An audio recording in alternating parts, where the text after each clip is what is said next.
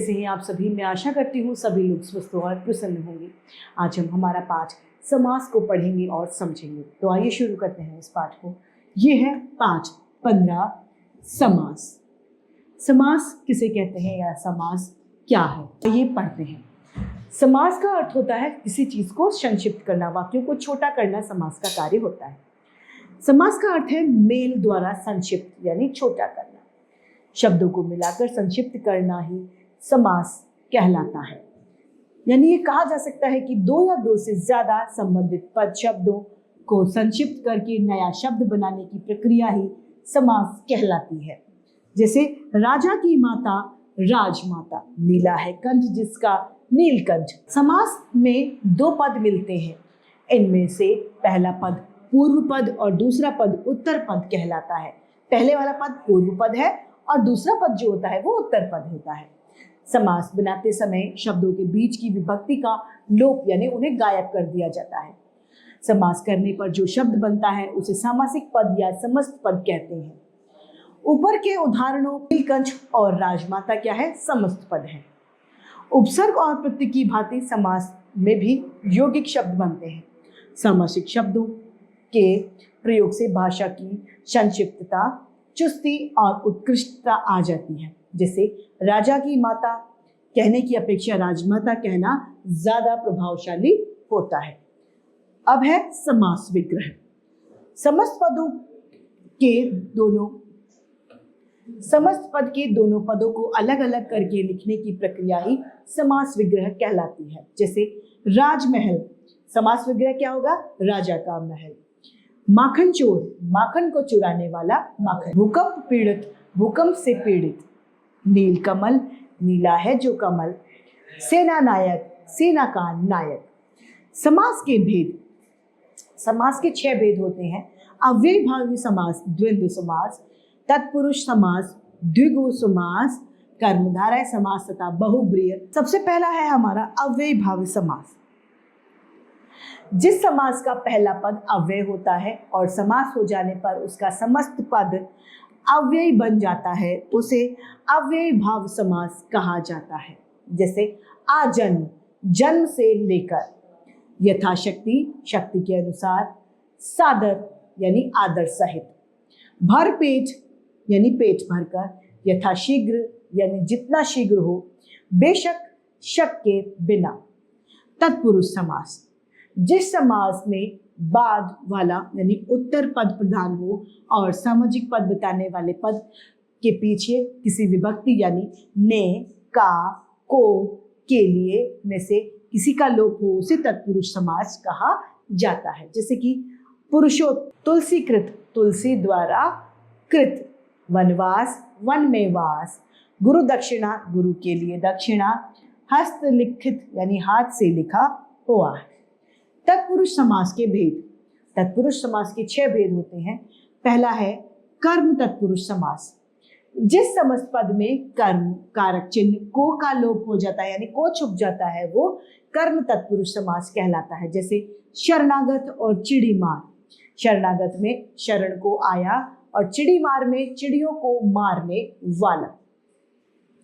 ख करण तत्पुरुष समास। जिस समस्त पद में करण कारक चिन्हों से या फिर के द्वारा का लोप हो जाता है उसे कारण तत्पुरुष समास कहते हैं। जैसे कि हस्तलिखित, हाथ से लिखित। मुंह मांगा, मुंह से मांगा। रेखांकित अर्थात रेखा से अंकित।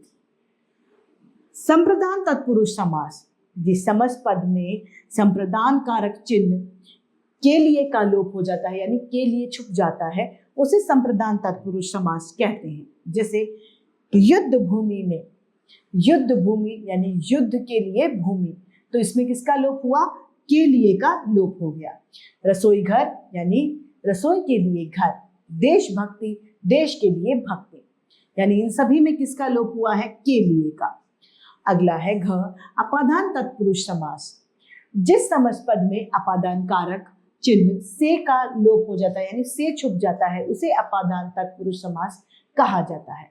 भयभीत, भय से भीत यानी भय से जरा हुआ। धर्म भ्रष्ट, धर्म से भ्रष्ट।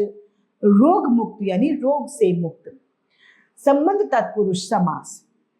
जिस समस्त पद में संबंध कारक की विभक्ति का, की, के का लोप हो जाता है उसे संबंध तत्पुरुष समास कहा जाता है। जैसे कि पवन पुत्र, पवन का पुत्र, वायुदूत यानी वायु का दूत, गृहलक्ष्मी, ग्रह की लक्ष्मी। च है अधिकरण तत्पुरुष समास। जिस समस्त पद में अधिकरण कारक की विभक्ति में या फिर पर का लोप हो जाता है उसे अधिकरण तत्पुरुष समास कहा जाता है। जैसे कि आप बीती, आप पर बीती, आप बीती है। घुड़सवार, घोड़े पर सवार, घुड़सवार है। तीसरा है कर्मधारय समास। जिन समास में दोनों पदों में विशेषण, विशेष्य या उपमेय, उपमान का संबंध होता है वहां कर्मधारय समास होता है। जैसे नरसिंह, नरों में सिंह के समान। अधपका, आधा है जो पका। पीताम्बर, पीला है जो कपड़ा। सज्जन, सच्चा है जो जन।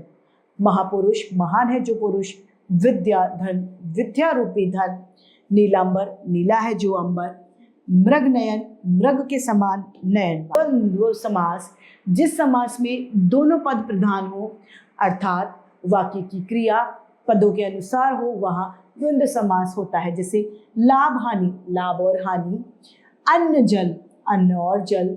गंगा यमुना, गंगा और यमुना। माँ बाप, माँ और बाप। गुरु शिष्य, गुरु और शिष्य तथा राम लक्ष्मण, राम और लक्ष्मण। समस्त पद का पहला पद संख्यावाचक हो और उसका अर्थ किसी समूह का बोध कराता हो वह द्विगु समास कहलाता है। जैसे कि त्रिवेणी, तीन नदियों का समूह त्रिवेणी है। चौमासा, चार महीनों का समूह चौमासा। तिरंगा, तीन रंगों का समूह। चौराहा, चार राहों का समूह। पंचवटी, पांच वटों का समूह। और नवरत्न, नवरत्नों का समूह है। अगला है बहुब्रीहि समास। जिस समास में न पहला पद प्रधान हो न दूसरा अपितु समस्त पद किसी विशेष अर्थ को दर्शाते हैं वे बहुब्रीहि समास कहलाते हैं। दशानन, दश है आनंद यानी सिर जिसके। गजानन, गज के समान मुख है जिसका। त्रिनेत्र, तीन है आंख जिसकी। पीताम्बर, पीला है अंबर जिसका, भगवान श्री कृष्ण। चतुर्भुज, चार है भुजाएं जिसकी, भगवान श्री विष्णु। अब कर्मधारय और बहुब्रीहि समास में अंतर क्या है? कर्मधारय में विशेषण, विशेष्य अथवा उपमेय, उपमान का भाव रहता है, जबकि बहुब्रीहि समास में समस्त पद किसी विशेष अर्थ का बोध कराते हैं। विग्रह करने पर स्थिति स्पष्ट यानी साफ हो जाती है। नीलकंठ, नीला है कंठ जिसका, भगवान शिव शंकर, ये कर्मधारय समास है। और नीलकंठ, नीला है कंठ जिसका, शिव। द्विगु और बहुब्रीहि समास में क्या अंतर है? यदि समस्त पद में पहला पद संख्यावाचक है तो द्विगु समास होता है, और यदि दोनों पदों के मेल से कोई अन्य अर्थ निकलता है तो वह बहुब्रीहि समास माना जाता है।